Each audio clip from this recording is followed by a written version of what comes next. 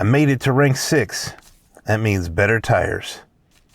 It was late when I finished the knotted drill contract, but I couldn't resist doing one more job driving a truck with better tires. So after adding my favorite work truck color to this 47X, I left the garage to go pick up a load of fuel. With 2 pallets of fuel drums on board, I headed toward the farm. There's a dirt road that runs almost directly across from the gas station to the farm, but I didn't want to risk it. I wanted to give my first mission the best chance of success, and that meant going over the hill on the paved route. Things would be difficult enough getting into the farmyard. I'm pretty impressed with how this truck is doing on the flooded road. We'll pick this up later, but first let's go back in time to an age of only highway tires.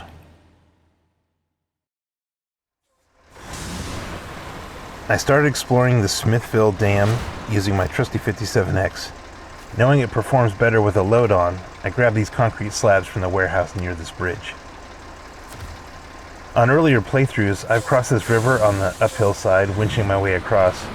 I've never tried it with a mostly loaded 5-slot trailer towed by a highway truck though. Winching was the name of the game to get it across. I think I had to reset it 4 times before getting the drive wheels onto firm enough ground to start pulling. Now, just south of this bridge is a little dirt road leading off to the east. A short way down that road is a trailer loaded with 2 pallets of wooden planks, just enough to repair that bridge we've just bypassed.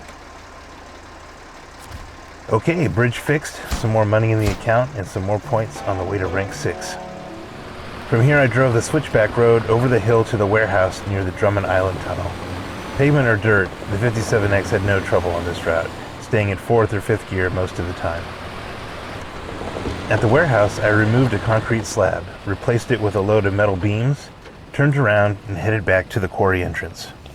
I decided to add a 49X to the mix and turn this into a full-on Western Star playthrough. I chose to use the 49X here because it can fit both the crane and the bed, all while towing a trailer. Oh yeah, it comes with a differential lock too. Luckily for me, it's all downhill from here. I only have to make it to the bottom of the quarry. I thought about making this hairpin left turn, then decided to take just one more lap around the quarry. If I had all-wheel drive, better tires, or both, I might try hauling these cargo containers back up to the top, but ended up leaving them for another day. Back in the 47X, I need to pick up some consumables to deliver to the preacher's house on the Smithville Dam map to finish up this materials order mission. I'm picking up from the Black River farm though, as it's much less a risky proposition than the Smithville farm.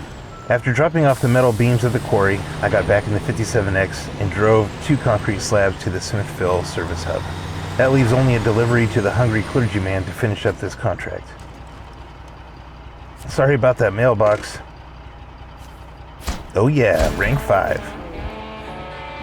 Now it's time to do the knotted drill mission.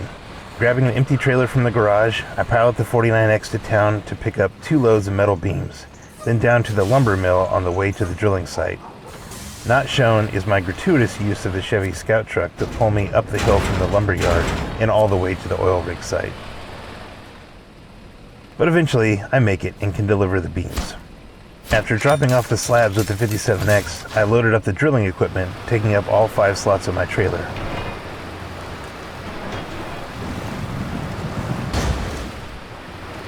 Coming down the hill into the lumber yard at full speed is always entertaining, and this time is no exception.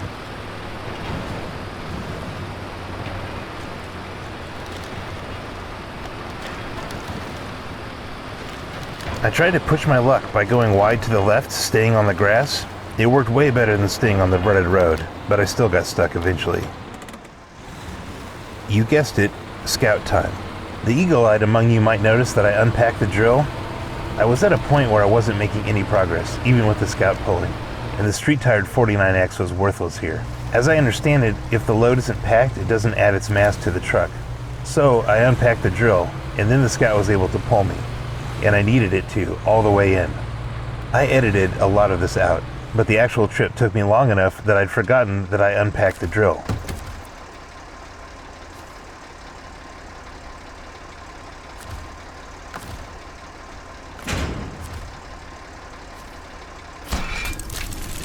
Okay, stage 2 complete. Now it's time to drag that monster construction trailer down to the rig site.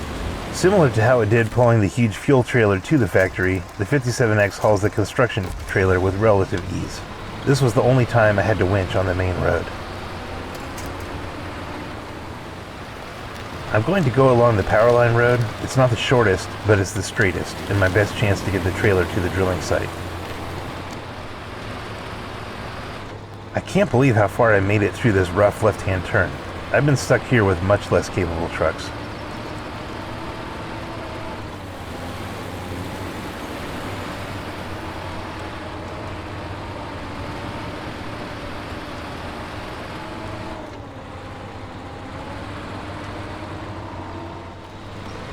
Once I have the winch deployed, it's pretty easy to pull myself up onto the higher road.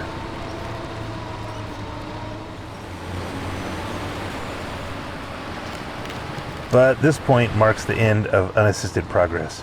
From here, with the exception of the actual bridge surface, I needed to tow the 57X until the end of the mission. Luckily, we have our Chevy Scout, now with more supplies. I ended up buying another one and painting it this mint green color. In my head canon, it's an X-Forest service truck. That probably caused some frame damage and driver whiplash, but it got the big Western Star moving again.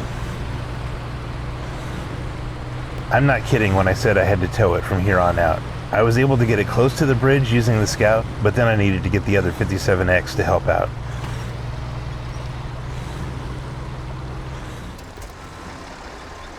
After towing the orange one down to the bridge, I backed it up carefully to the other end, connected the winch, and started dragging.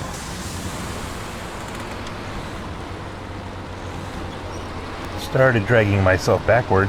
This is not working. Let me try it the other way. Nope, still reeling the orange truck in.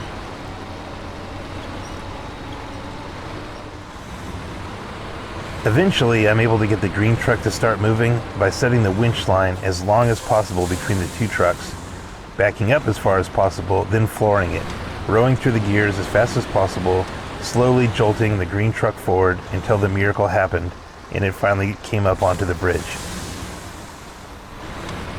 16th time's the charm.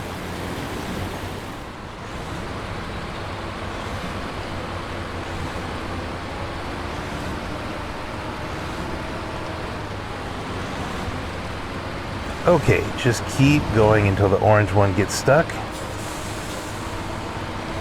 There we go, back to our regularly scheduled Scout programming.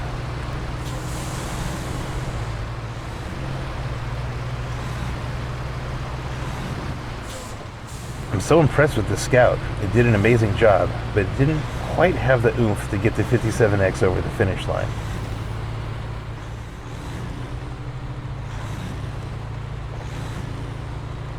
For that, I'd need the other 57X. Getting it into position was not easy, however. I needed to use the Chevy multiple times before I finally got the 57X where I needed it to be. Street tires, I'm asking you to do things you're just not designed to do. Oh my gosh, it's so close.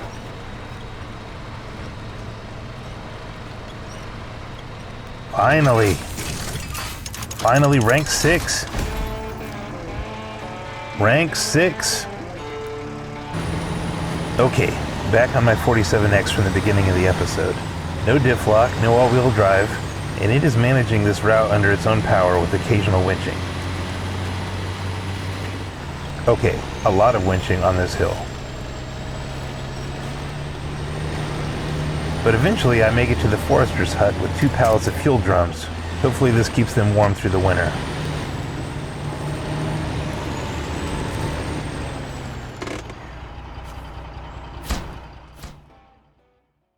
Okay, I wanted to do a side-by-side comparison between identical 57X tractor-trailer load combinations. The only difference between these two are the tires. On the left is footage of the actual mission. We saw a little of this earlier. On the right is me recreating the drive, but with all-terrain tires. It's almost a night and day difference. I'm able to keep the accelerator on full, downshifting to third or maybe second. It just keeps pulling all the way over the hill. Very impressive. It will be more impressive once it has all-wheel drive. The public test server was updated yesterday, adding all-wheel drive to all the Wolfpack trucks. I've been playing around with them a bit, and they're a lot of fun. I'm only rank 7 on the public test server, so I don't have access to lifted suspensions, off-road tires, or the like, but that didn't stop me from trying out a couple of the Tamier missions. Even towing a fuel trailer with no appreciable weight on the drive wheels, the all-wheel drive 57X with all-terrain tires did a good job making its way through the mucky sections of the main road. The 47X, equipped with the biggest engine and a highway transmission, was a little bit of a handful at times, but I had no problem making the multiple drop-offs required by the Cycle of Cargo contract.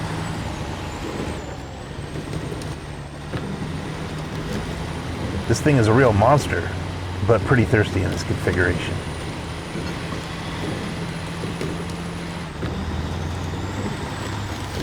I'm not sure when the public test server updates to the Wolfpack trucks will make their way to the main game, but a good bet is the launch of Season 8. Right now they've all been equipped with all-wheel drive.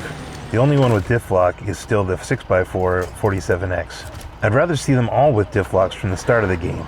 The 57X staying rear drive only, and the 47X trucks getting all-wheel drive unlocked later in the game. We'll see if they make any more changes. I hope you enjoyed the video. Thanks for watching.